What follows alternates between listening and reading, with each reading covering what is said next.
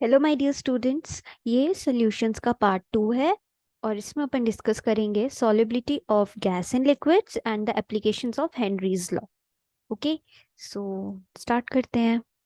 सी, तो अपन ने अभी तक क्या देखा कि सॉल्यूशन क्या होते हैं। सबसे पहले बाइनरी, ट्राइनरी, क्वाटर्नरी क्या होते हैं, how we express the concentration of solution in now the solubility of solids in liquid. हमने जस्ट उसकी डेफिनेशन देखी एंड फैक्टर्स देखे थे दो। अब हम देखेंगे solubility of gas in liquids. तो solubility, nature of solubility of gas in liquids में जो फैक्टर्स अफेक्ट करते हैं, जैसे सबसे पहले nature of solute and the solvent. तो ये तो वही था कि लाइक डिसॉल्व्स लाइक वाली बात हो गई, है ना। अब टेम्परेचर, तो जैसे मैंने आपको बोला था टेम्परेचर अलग अलग तरीके से अफेक्ट करता है। माना कि हमने कि सॉलिबिलिटी या डिसोल्यूशन एंडोथर्मिक प्रोसेस है, बट जब गैशियस सॉल्यूट अगर हम डिसॉल्व करते हैं किसी सॉल्वेंट में, तो जो फिनोमेना है, ठीक है, वो क्या है, उसमें हीट रिलीज होती है। So it is an exothermic process. So dissolution of gaseous solute in liquid solvent or in just solvent is an exothermic process. It means, according to Le Chatelier's principle, अगर heat already release हो रही है और आप temperature बढ़ाते हो, तो equilibrium किस तरफ शिफ्ट होता है, जिस तरफ आपको कोई भी चीज, जो भी आप फैक्टर अफेक्ट कर रहा है उस चीज को, और ऑलरेडी टेम्परेचर है, हीट निकल रही है, तो उसको लेसर करने, अफेक्ट को लेसर करने, है ना। तो यहाँ पे ऑलरेडी टेम्परेचर ज्यादा है, मान के चल रहे हम हीट निकल रही है ना। तो एक्सोथर्मिक प्रोसेस है, और अगर आप और टेम्परेचर बढ़ाओगे तो और ज्यादा हीट निकलने लगेगी। तो क्या होगा, रिएक्शन बैकवर्ड होने लगेगी। किसके according, according to Le Chatelier's principle. और बैकवर्ड होने लगेगी तो सॉलिबिलिटी कम हो रही है, कम हो रही है ना, क्योंकि आपको gaseous solute and the solvent ये दोनों अलग अलग मिल रहे हैं, तो सॉलिबिलिटी कम हो गई। अच्छा, अगर आपने क्या किया, सॉलिबिलिटी टेम्परेचर डिक्रीज किया, ठीक है, टेम्परेचर अगर आपने डिक्रीज किया, if you decrease the temperature, तो यहाँ पे हीट निकल रही है, इसको फेवर करेगा, है ना। टेम्परेचर कम हो रहा है, इसका मतलब एंडो वो होने लगेगी आपकी एंडोथर्मिक प्रोसेस, बट हमें तो एक्सोथर्मिक चाहिए। तो फेवर कौन सी होगी, forward reaction. Forward reaction favour होगी, मतलब सॉलिबिलिटी बढ़ रही है ना, क्योंकि हमें सोल्यूशन मिल रहा है। सॉलिबिलिटी क्या होता है, सॉल्यूट का सॉल्वेंट में डिसॉल्व होना, है ना, 100 ग्राम्स में। तो आपकी सॉलिबिलिटी यहाँ बढ़ रही है। सो ये बहुत इंपॉर्टेंट फैक्टर है, इससे क्वेश्चंस आते हैं, बोर्ड्स में भी आते हैं और ऐसे भी पूछा जाता है। इग्नू के बच्चों को भी ये वाला जो फैक्टर है काफी आता है। तो टेम्परेचर इंक्रीज करने से सॉलिबिलिटी कम होती है, टेम्परेचर कम करने से सॉलिबिलिटी बढ़ती है। So one of the value based question which comes in your exam is why fish feel more comfortable in cold water. Cold water, ठंडा है पानी, टेम्परेचर कम है, टेम्परेचर कम है, तो गैस की सॉलिबिलिटी क्या होगी, बढ़ेगी। इसीलिए गैस, अब यहाँ कौन सी गैस की बात हो रही है, ऑक्सीजन की। तो oxygen is more soluble in cold water, that is why जो फिश है उनको ठंडे पानी में ज्यादा अच्छा लगता है। ओके, तो ये एक बहुत ही इंपॉर्टेंट क्वेश्चन है। अच्छा, तीसरा फैक्टर है प्रेशर, जो कि solubility of gas in liquid को अफेक्ट करता है, वो है प्रेशर। तो प्रेशर सॉलिबिलिटी के डायरेक्टली प्रोपोर्शनल है, जितना आप प्रेशर बढ़ाओगे सॉलिबिलिटी बढ़ती जाएगी। अब यहाँ आता है हेनरी का law. So according to Henry's law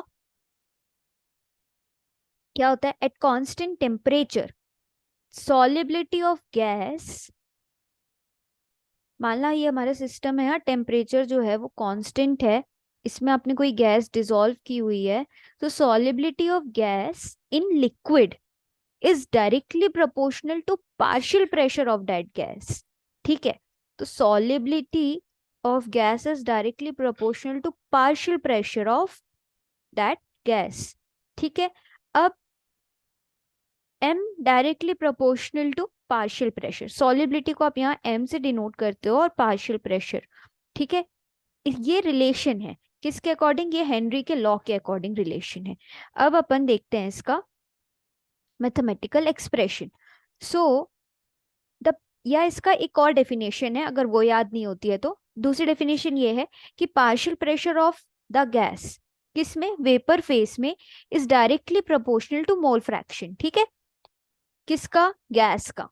तो पार्शियल प्रेशर गैस का किसके प्रोपोर्शनल है? मोल फ्रैक्शन के। अब मोल फ्रैक्शन को आप सॉलिबिलिटी से भी क्या कर सकते हो? मैच कर सकते हो या एक्सचेंज कर सकते हो। ठीक है, जैसे हमने वहां बोला था कि सॉलिबिलिटी डायरेक्टली प्रोपोर्शनली किसके? पार्शियल प्रेशर के। यहाँ हमने बोला मोल फ्रैक्शन डायरेक्टली प्रोपोर्शनल है पार्शियल प्रेशर के।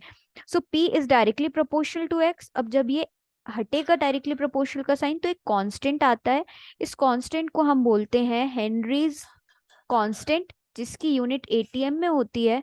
और इसमें जो मोल फ्रैक्शन है एक्स से डिनोट करते हैं, पी से हम पार्शियल प्रेशर को।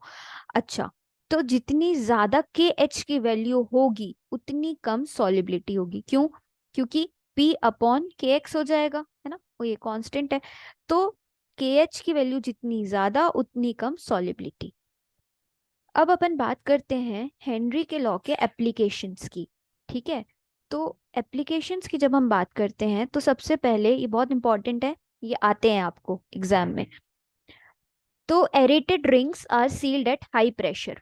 ठीक है, अब जैसे अपन सबने कोल्ड ड्रिंक्स पिए है ना, तो जब अपन कोल्ड ड्रिंक्स पीते हैं तो उसमें कार्बन डाइऑक्साइड होती है। अब कार्बन डाइऑक्साइड को कैसे भरा जाता है? बहुत ज्यादा हाई प्रेशर से उस कार्बन डाइऑक्साइड को लिक्विड में क्या किया जाता है? अ, भरा जाता है ना। अब हम उसको क्या कहते हैं कि सॉलिबिलिटी जो है वो प्रेशर के, पार्शियल प्रेशर के डायरेक्टली प्रोपोर्शनल है। तो जितना आप प्रेशर बढ़ाओगे उतनी सॉलिबिलिटी गैस की क्या होगी? इंक्रीज होगी। यही होगी, यही हेनरी का लॉ है। तो क्या हो रहा है कि इसीलिए जब अपन बॉटल खोलते हैं तो इतनी ज्यादा उसमें कार्बन डाइऑक्साइड होती है कि वो जैसे आपने बॉटल खोली और वो क्या होता है, उससे गैस निकलती है ना। इसीलिए हम, उसका ये एप्लीकेशन है ये हेनरी के लॉ का, इसलिए हम इसको यहाँ पढ़ते हैं। अब स्कूबा डाइवर्स की बात आती है। तो ये क्या करते हैं, जो स्कूबा डाइवर्स होते हैं जब अंडर द सी जाते हैं या वाटर जाते हैं तो उनको ऑक्सीजन की जरूरत होती है। तो ये अपने पीछे ऑक्सीजन सिलेंडर रखे होते हैं। अब जब ये ऑक्सीजन सिलेंडर है उसमें ऑक्सीजन ऑफ कोर्स भरी हुई है, बट क्या होता है कि उसमें नाइट्रोजन भी आ जाती है। ठीक है, तो अब क्या होता है कि नीचे जाते जाते प्रेशर बढ़ने लगता है, प्रेशर बढ़ने लगता है तो जो नाइट्रोजन की सॉलिबिलिटी है बाय चांस आ जाती है वो, तो वो और ज्यादा बढ़ने लगती है ऑक्सीजन के साथ साथ। ठीक है, तो अब क्या हुआ कि ऑक्सीजन सिलेंडर में ऑक्सीजन के साथ नाइट्रोजन भी आ गई। अब जब वो ऊपर आएंगे, ऊपर आने पे जो नाइट्रोजन है वो क्या करने लगती है? अब ऊपर आ रहे हैं, प्रेशर कम हो रहा है तो सॉलिबिलिटी कम होगी, तो नाइट्रोजन के बबल्स बनने लगते हैं और ये बबल आउट होके रिलीज होने लगती है। इस वजह से एक डिजीज होने लगती है, डिजीज या फिर हमें कहना चाहिए कि डिस्कम्फर्ट होने लगता है बॉडी में। क्यों होता है? क्योंकि नर्व इम्पल्स में डिस्टरबेंस होने लगता है, जिसकी वजह से एक आपको बेंज नाम की बीमारी हो जाती है। ठीक है, तो ये एक आपका एप्लीकेशन है। थर्ड एप्लीकेशन है एनोक्सिया का। तो ये हम सबको पता है, जैसे जैसे हम हाई एल्टीट्यूड्स में जाते हैं प्रेशर क्या होता है? कम होता है। प्रेशर कम होगा तो सॉलिबिलिटी गैस की कम होगी, तो ऑक्सीजन कम डिसॉल्व होती है। अब इस ऑक्सीजन के कम डिसॉल्व होने से एक डिजीज होती है, उसको हम बोलते हैं एनोक्सिया। ठीक है, तो ये तीन एप्लीकेशंस थे आपके हेनरी के लॉ के, जो कि बहुत बहुत इंपॉर्टेंट थे। Okay, now we will see what is vapour pressure and इसका फॉर्मूला। तो वेपर प्रेशर क्या होता है देखो। अब जैसे ये मैंने बोला आपको, ये एक लिक्विड है। ठीक है, इसको आपने ढक के रख दिया है। ठीक है, इस पे ये एक प्लेट रखी हुई है, ढक के रखा है ये लिक्विड। मान लो ये वाटर ही है। अब क्या होगा अगर आप इसको हीट कर रहे हो? ठीक है, तो इसके वेपर्स बनेंगे, ये ऊपर जाएंगे। ठीक है, यहाँ डिपॉजिट होंगे। ये प्रोसेस क्या हुई? इवेपोरेशन या वेपराइजेशन। बट सिंस यहाँ ये क्लोज्ड है ना, ये क्लोज्ड है तो यहाँ ना एक्सचेंज हो रहा है किसका? हीट एंड एनर्जी का। ये हमने थर्मोडायनेमिक्स में पढ़ा था, क्लोज्ड सिस्टम है ये। तो जब ये वेपर्स ठंडे होके वापस नीचे आएंगे, इस प्रोसेस को क्या कहते हैं? कंडेंसेशन। तो जब ये वेपर्स जो इस लिक्विड के ऊपर गए हैं, ये जो प्रेशर एक्सर्ट करेंगे वॉल्स पे, उस प्रेशर को हम कहते हैं vapour pressure. So it is the pressure exerted by the vapours of liquid at state of equilibrium. ठीक है, किसी भी पर्टिकुलर टेम्परेचर पे। Equilibrium between what? Between evaporation या vaporisation and the condensation. Okay, तो मान लेते हैं कि हम डिस्कस कर रहे हैं vapour pressure of liquid in liquid solution. तो हमने यहाँ पे दो लिक्विड्स को डिसॉल्व किया है। ओके, मैं इसको अलग कलर से भी बना देती हूँ। ये हमने दो लिक्विड्स यहाँ पे बनाए हैं। ठीक है, अब इन दो लिक्विड्स में एक लिक्विड बी है, मान लेते हैं रेड को बी है, और ब्लैक को हम ए मान लेते हैं। ठीक है, बी आपका रेड वाला है और ए आपका ब्लैक वाला है। दोनों आपके लिक्विड्स हैं। अब आपने बोला दोनों वोलेटाइल है। वोलेटाइल क्या होता है? रूम टेम्परेचर पे जो भाप बन के चला जाता है ऊपर। Means at room temperature any liquid which vaporises या इवेपोरेट्स, उसको हम वोलेटाइल कहते हैं। तो आपने बोला कि जो पार्शियल प्रेशर है, ये यहाँ पे ए होगा और यहाँ बी होगा। ठीक है, तो इनका पार्शियल प्रेशर है P B and P A respectively. Okay, तो टोटल वेपर प्रेशर कितना होगा सोल्यूशन का? सिंस इसमें दो ही कंपोनेंट्स हैं, तो पी टोटल क्या हो जाएगा? P A plus P B. Okay, now यहाँ पे एक और लॉ आता है जिसको आप बोलते हो राउल्स का लॉ। ओके, राउल्स ने लॉ दिया था for solutions of liquid and liquid. Remember, liquid and liquid के लिए राउल्स ने लॉ दिया था। तो इनने क्या लॉ दिया? इन्होंने बोला कि for a solution of two liquids, कौन से? Volatile liquids. ठीक है, दो लिक्विड्स हैं, दोनों वॉलेटाइल हैं, तो क्या होगा? partial pressure of each component in solution is directly proportional to mole fraction। तो हर एक लिक्विड का जो क्या होगा, पार्शियल प्रेशर होगा, वो मोल फ्रैक्शन के डायरेक्टली प्रोपोर्शनल है। तो मान लो पीबी है, तो पीबी किसके प्रोपोर्शनल होगा? X B into P A nought. अब ये पी ए नॉट और पीबी क्या है?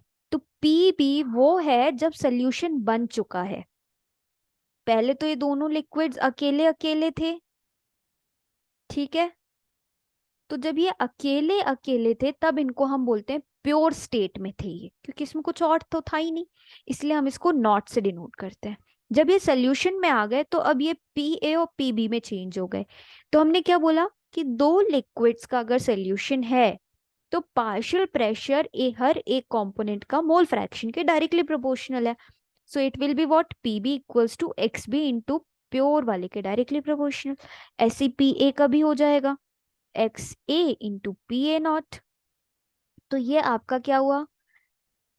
ये आपका इक्वेशंस हुई। अब इसको आप सॉल्व करोगे, so you will get one equation which is important for solving numericals, that is what? ये हो गया पीबी के लिए, सेकेंड कंपोनेंट के लिए। तो पी सोल्यूशन या पी टोटल आपका है P A plus P B. ठीक है, तो जब आप इसको सॉल्व करोगे तो पी ए हो जाएगा X A into P A nought, same हो जाएगा X B into P B nought. Okay, अब आप क्या करोगे? इसमें से एक्स बी को या एक्स ए किसी को भी आप रिप्लेस करके वन बाय क्या लिख सकते हो? X B. जैसे आपने यहाँ पर ये एक्स ए है बेटा, यहाँ देखना, हाँ, एक्स ए को मान लो आपने लिख दिया वन माइनस एक्स बी।